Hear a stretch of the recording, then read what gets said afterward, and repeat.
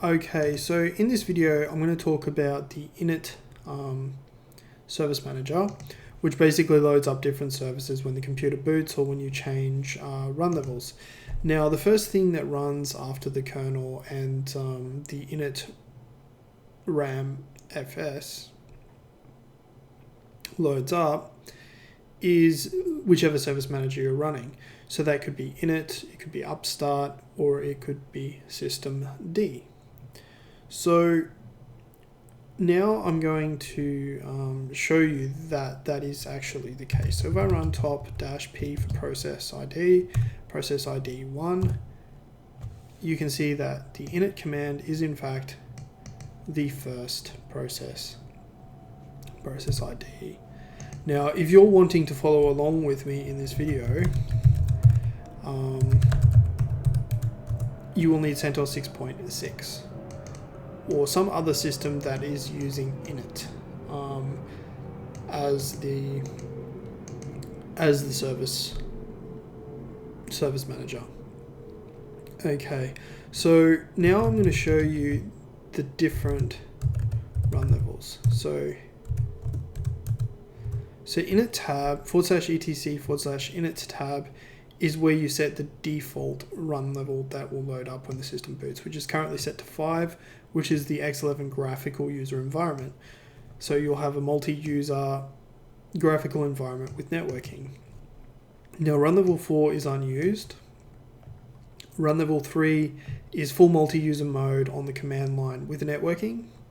So run level 2 is a command line multi-user mode without any network file systems being able to be run.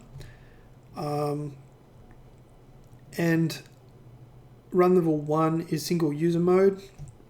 So that is often used for rescuing a system or changing a root password if you don't know it. Run level 0 halts the system. Run level 6 will reboot the system.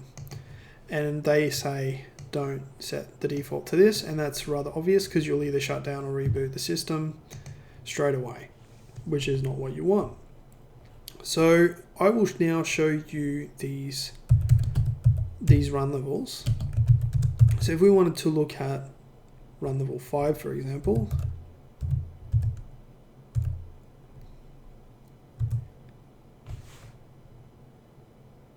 actually, sorry, I meant to show you all the run levels, not just run level 5. Change of thought halfway through. So here you can see the directories for the different run levels. Run level 0, run level 1, 2, 3, 4, 5, and 6. And there's basically a symbolic link to another place. But if we look in these directories, so let's go into etc/rc5 and have a look. You can see that there's a bunch of scripts with an S for starting and K for killing, and you can see that it's based on numbers. So 1 will load before 2, 2 will load before 8, 8 will load before 10, and so on. And it'll go through the list and it links to these scripts and it will run the start process or the start option on all of these scripts. So let's look at one of these scripts. Let's go into cd init.d. You can see a bunch of scripts there, and if we go into, say, the cups script, you can see that it's a scripts for starting and shutting down script for the Unix common printing system.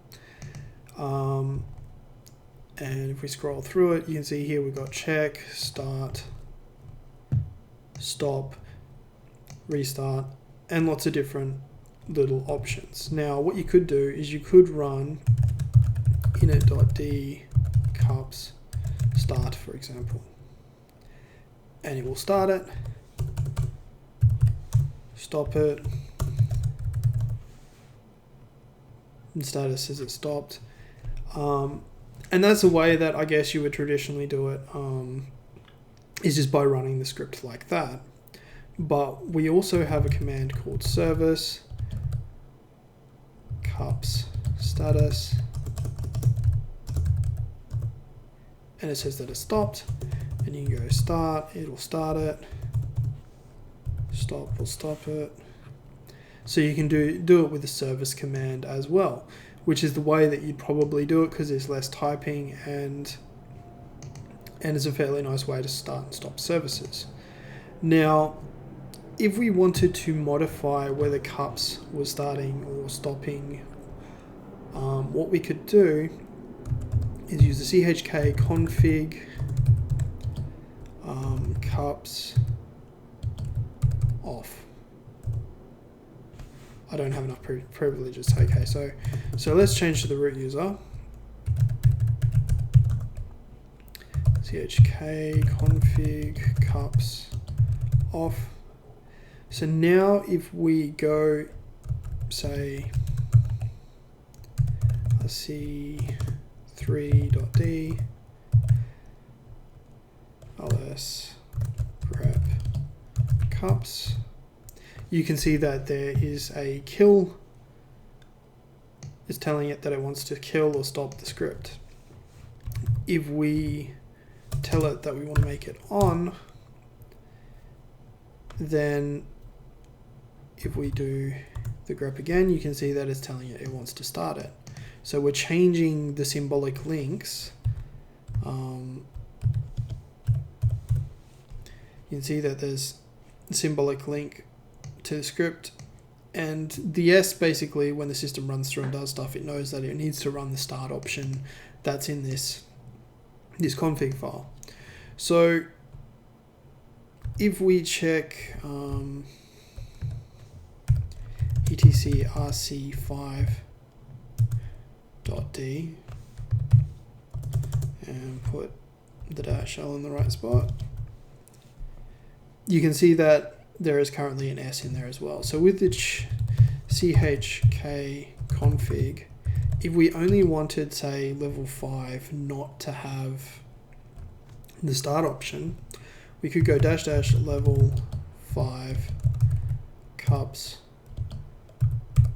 off.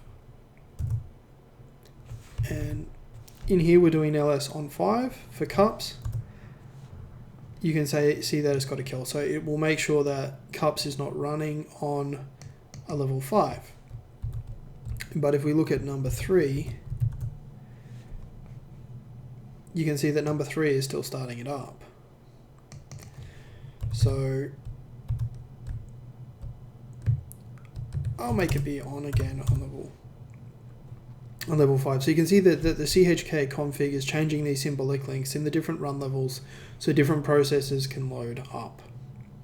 So now that I'm showing you how to basically manually start and stop services with manually running /etc/init.d/ the service name and then space start or stop, and also using the service command, the service, the command name, and then start or stop or status or whatever you want,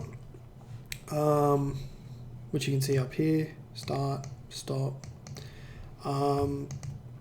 Now we are going to change run level. So if we look at the run level, we're currently run level 5, we were previously on run level 2. So to change run levels, we use the tell init command, and I'm going to change to run level 3.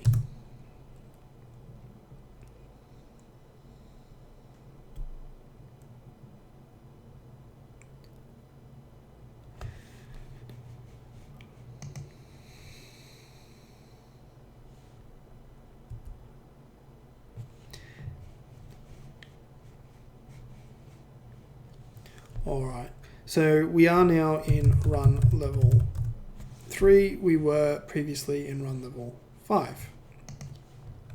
And if I go tell init 1, it will take me to run level 1.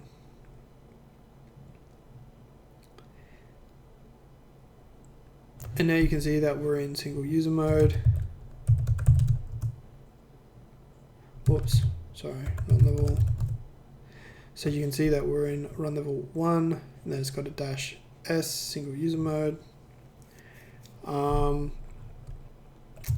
And we probably don't have any network access. See, we don't have network access. Where if we go tell init 3. You can see in here it's starting to load up IP, like ETH0 is the Ethernet device. It's putting in a lot of other information, and we can log in as root. And if we ping Google, we have the network back. So the different scripts have changed what's available. Now, you can also use just init 5, for example, to go to run level 5, but the tell init command is the command that you're supposed to use to change run levels. So I've gone through a fairly thorough overview there of the different commands in the in an init-based system, particularly system V. And I will stop the video there.